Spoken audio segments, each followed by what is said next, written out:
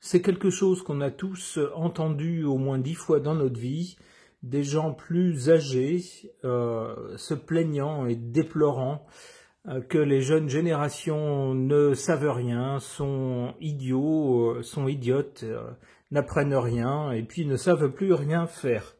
Alors on se dit que c'est simplement des générations différentes, avec peut-être des environnements différents, des priorités différentes et des choses apprises qui sont différentes d'une génération à l'autre.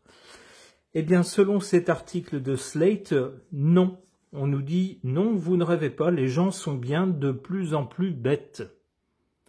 Et c'est basé sur une étude scientifique qui nous dit qu'à partir, grosso modo, des années 2000, même peut-être un peu avant, eh bien, le savoir, on pourrait dire, la capacité à analyser, la capacité à réfléchir, la capacité aussi à ne pas répéter les choses sans soi-même les passer au filtre de notre propre raison, de notre propre intelligence, tout ça semble décliner. Et on semble avoir affaire à des gens qui de plus en plus vont vers le minimum, la facilité, et ne veulent plus s'embêter à chercher plus loin, aller voir plus loin. C'est ce que semble nous dire cet article. Alors je ne sais pas.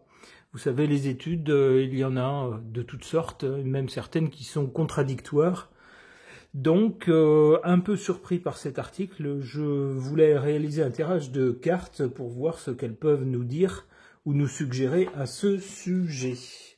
Je vais interroger le tarot de Marseille.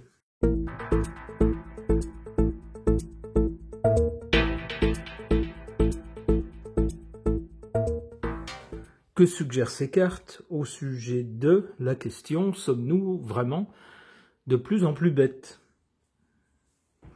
Du côté du passé, ici, on a le soleil. Le soleil est une très bonne carte. Une carte, entre autres, d'autorité, mais aussi de rayonnement. Et si on rayonne, en général, c'est pas par la bêtise, c'est plutôt qu'on est remarqué entre autres, pour l'intelligence.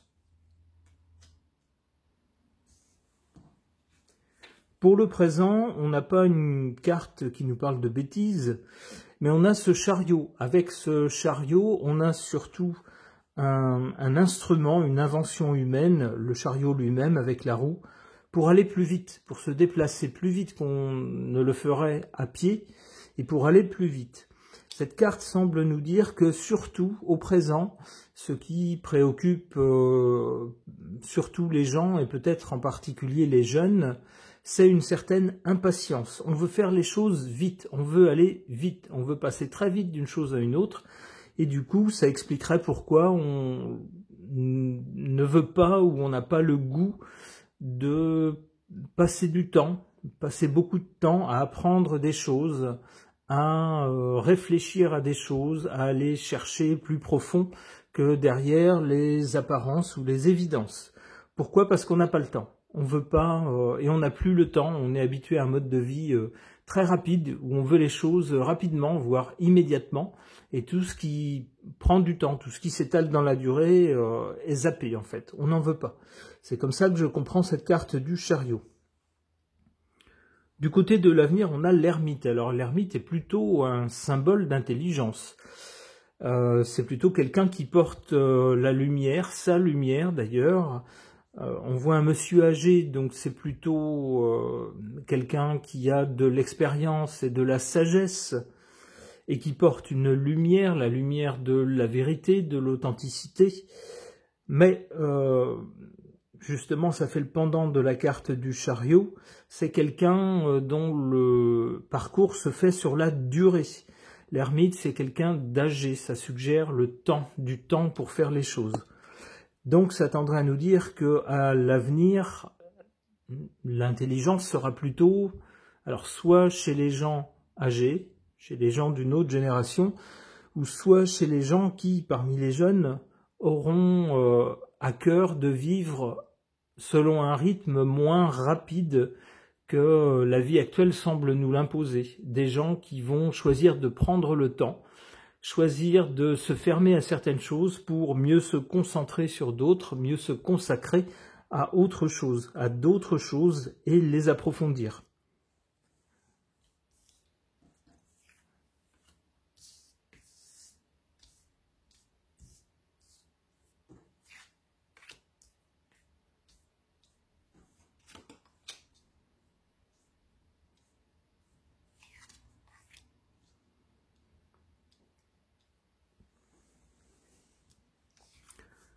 En carte défavorable, le diable, c'est pas une surprise.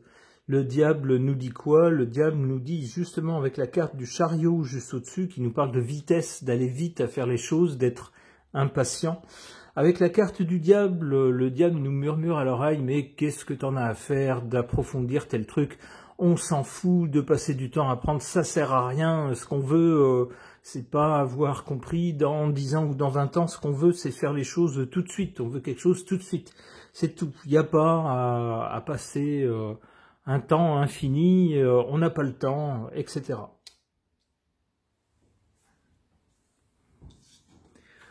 En carte favorable, le pendu. Le pendu dit exactement l'inverse du diable ici. Le pendu nous dit il faut s'arrêter un peu sur certaines choses, prendre le temps de les examiner et arrêter de faire autre chose. Arrêter d'essayer de faire 1000 choses à la fois. Ça marche pas, on ne peut pas approfondir une chose si on en fait 50 en même temps.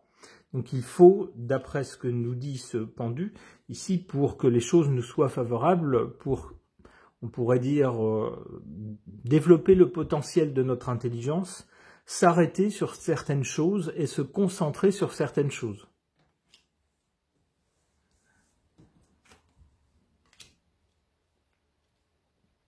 Alors cette carte me fait penser, ça me vient maintenant, au syndrome qu'on voit de plus en plus souvent chez certains enfants.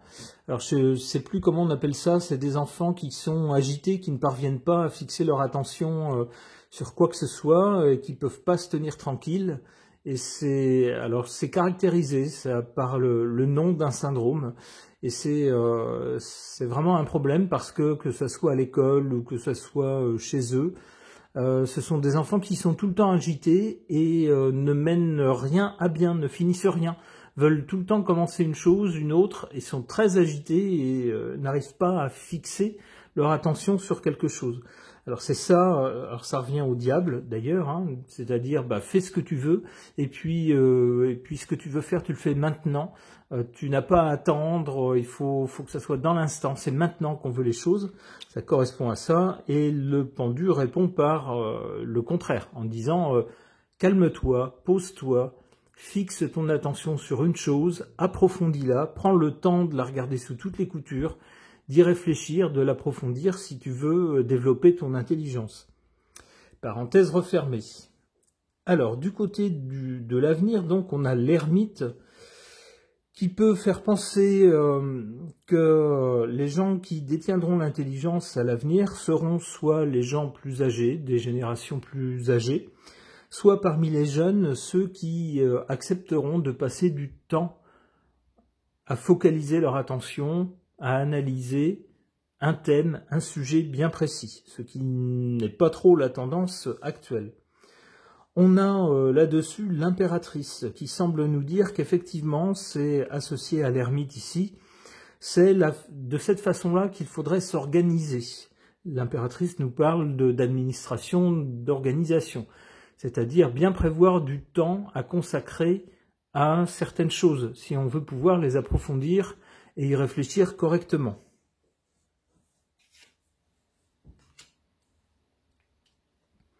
La papesse nous parle d'intelligence, ça tombe bien, c'est le thème du tirage, et de choses cachées. J'interprète cette suite de cartes dans le sens où, à la seule condition où on peut, où on pourra plutôt, puisque c'est du côté de l'avenir, où on pourra apprendre aux jeunes ou leur expliquer que le savoir c'est pas instantané, la compréhension c'est pas instantané, parfois il faut réunir différents éléments, différentes connaissances, afin de progressivement analyser les choses, puis en retirer une compréhension, un savoir, et que ça s'apprend, ça s'organise aussi. À cette seule condition, on peut accéder à un savoir, y compris à un savoir secret, c'est-à-dire des choses qu'on ne voit pas à la surface. Mais si on y réfléchit, si on prend le temps d'y réfléchir, de se poser les bonnes questions, de réunir des connaissances, on peut découvrir des choses qui ne sont pas visibles au premier abord.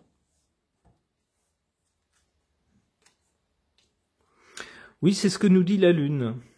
La Lune nous parle, va dans le même sens que la papesse, nous parle de choses visibles et de choses, j'allais dire, cachées. Alors pas forcément volontairement cachées, mais qu'on ne voit pas. Et qu'on ne voit pas si on passe très vite sans faire attention. En revanche, si on s'arrête, si on examine, si on réfléchit, on va se rendre compte qu'il y a autre chose, en plus, en mieux, qui permettent d'expliquer des choses qu'on a vues en surface, qui permettent d'amener un savoir supplémentaire et puis peut-être une intelligence supplémentaire, de mieux comprendre les choses et donc de développer son intelligence. Ok, donc tout va dans le même sens, tout est logique. Ok. Un article du site d'information Slate nous dit qu'on n'a pas rêvé, on est bien de plus en plus bête. Alors pour voir ce qu'en pensent les cartes, ou plutôt ce qu'elles peuvent nous suggérer à ce sujet, j'interroge le Master Tarot.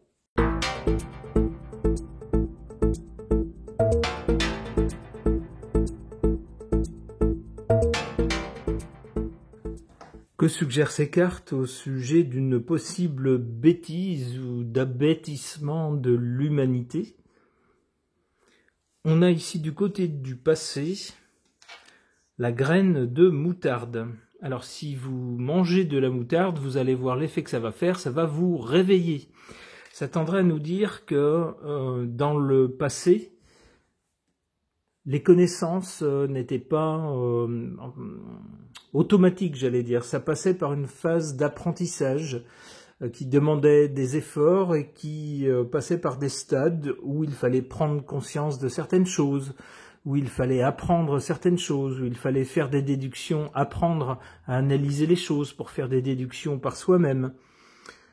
Avec la graine de moutarde, donc, on a quelque chose qui s'éveille et une sensation qui peut être agréable à petite dose, qui à forte dose est plus embêtante. Mais en tout cas, on nous parle d'une réaction ici, avec cette graine de moutarde. C'est comme ça que je comprends cette carte. Il fallait apprendre et suivre un cheminement pour que quelque chose se passe, pour que quelque chose s'éveille, en l'occurrence l'intelligence. Pour le présent, on a cette carte du miracle, avec quelqu'un qui a l'air complètement hébété devant ce qu'il voit. J'y verrai les jeunes générations devant les écrans, avec ce regard complètement hébété. C'est-à-dire que on n'a plus à aller dans des bibliothèques pour lire des livres et essayer de s'imaginer les choses telles qu'on nous les a décrites. Non, maintenant c'est bien plus simple, on est chez soi, on a un écran, on a internet, on tape n'importe quoi et on a une image, vraie ou fausse, qui apparaît. Et puis on ne va pas chercher plus loin. Donc c'est un miracle technologique, mais qui fait que on n'apprend plus à réfléchir. Donc on n'apprend pas ou peu à développer son intelligence.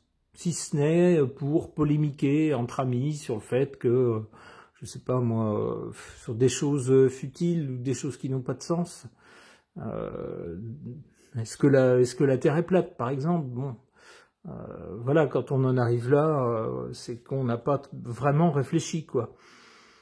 C'est ce que je comprends avec cette carte-là. Un état d'hébétude qui peut correspondre pour le présent à un abêtissement, c'est vrai, dû peut-être à certaines technologies qui rendent la vie tellement facile qu'il n'y a plus d'efforts à faire pour forcer, comme jadis, l'intelligence à s'éveiller, l'intelligence à travailler pour aller chercher les choses.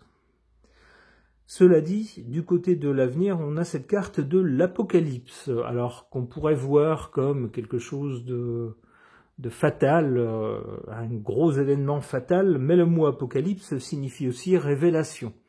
Alors ça va peut-être être ce genre de révélation, c'est-à-dire que on va peut-être se dire, ben la technologie c'est bien, mais si ça sert à abrutir les gens, c'est pas la peine. Il faut qu'elle serve justement à faire travailler l'intelligence pour aider à analyser des choses, à comprendre des choses, et puis à éveiller le cerveau, les capacités du cerveau. Et si on fait ça, on aura des révélations. C'est ce qui se passe lorsqu'on réfléchit et qu'on analyse, hein, on trouve des choses.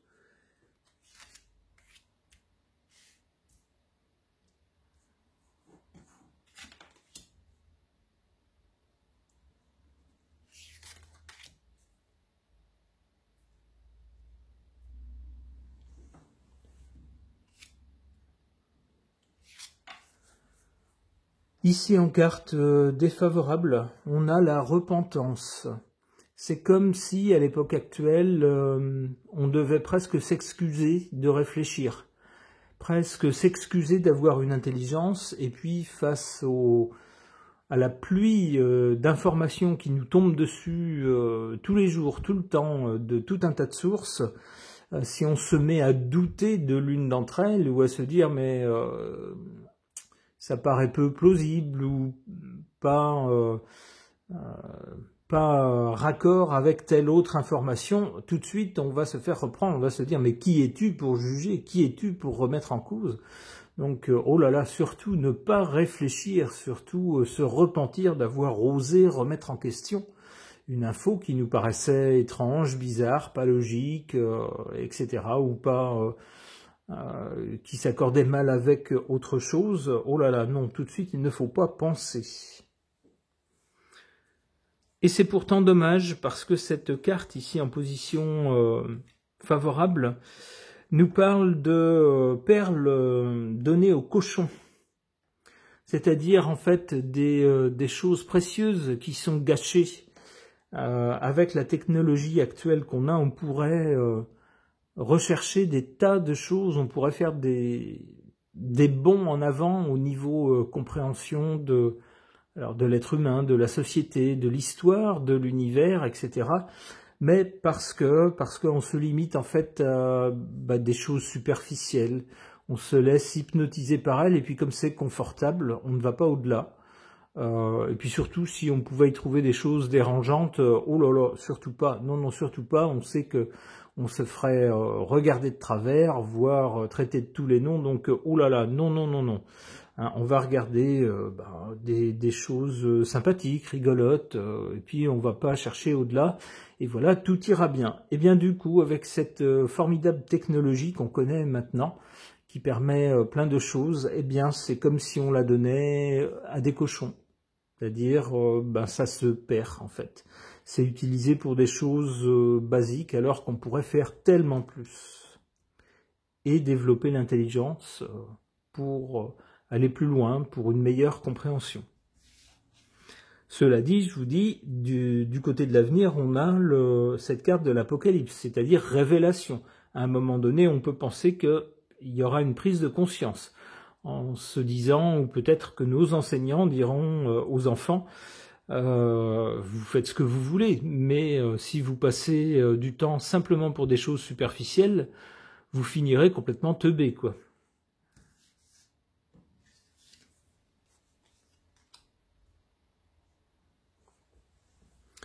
Alors ici, qu'est-ce qu'on voit? Avec la révélation, donc, moi j'y verrais justement la révélation aux jeunes générations, que si la technologie est là, c'est pas juste pour ne pas réfléchir et passer sa vie dans un canapé à regarder en boucle des gens qui se cassent la figure avec des faux rires à l'arrière, par exemple, des choses comme ça. Non, non, c'est aussi pour soi-même essayer de développer son intelligence, chercher des choses qui vont nous aider à comprendre, à faire travailler notre intelligence. Et si on révèle cela aux jeunes, on voit ensuite cette carte du baiser. Alors le baiser, Dans un autre contexte, ça pourrait être le baiser de Judas, mais ici, moi, j'y verrais le baiser de quelqu'un de jeune à quelqu'un de plus âgé, quelqu'un de jeune, donc qui n'a pas encore beaucoup d'expérience, de recul, qui ne comprend pas tout de la vie, à quelqu'un de plus âgé, qui est plus sage, qui a une expérience de la vie, qui sait comment ça se passe et qui enseigne aux jeunes. Et les jeunes, semble nous dire cette carte, pourront nous remercier, hein, nous faire ici un baiser pour nous dire merci, pour dire merci de m'avoir fait comprendre que si je passe ma vie juste devant un écran, j'éteins mon cerveau. En fait, si je ne fais rien d'intelligent, je ne développe pas mon intelligence.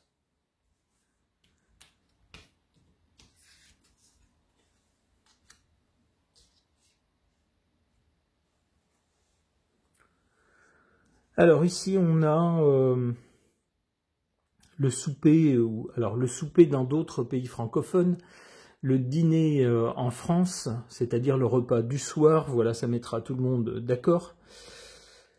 Ce repas du soir, c'est quoi? Ça nous parle d'une nourriture. Donc, la nourriture, c'est ce qu'on va donner à notre cerveau pour nourrir notre intelligence. C'est-à-dire que ça dépend aussi de nous, ça dépend de ce qu'on lui donne. Si on donne à notre cerveau des énigmes, des choses à apprendre, des choses à comprendre, évidemment, ça va l'entraîner, c'est comme un muscle. Il va se développer, il va apprendre à résoudre des choses plus complexes, peut-être parfois par étapes. Et puis si on lui donne de la mauvaise nourriture, c'est-à-dire des choses pré-mâchées, de la bouillie, pour lesquelles il n'a aucun effort à faire, il va s'atrophier. Voilà. Une dernière carte.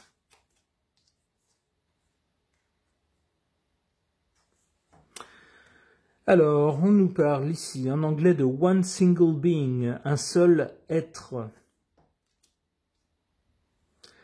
Alors, un seul être, ça pourrait être vu comme justement quelque chose de plus général, qui concerne l'humanité. Là, on voit des personnages qui sont caractéristiques de une personne ici devant son écran, ici une personne qui en embrasse une autre pour la remercier sans doute, ici une personne qui se nourrit, mais cette carte d'un seul être qui pourrait nous parler de l'humanité entière tendrait à nous dire que tout cela est valable non pas pour chaque personne individuellement, enfin c'est valable pour chaque personne individuellement, mais ajoutés tous ensemble, c'est ça qui forme l'humanité.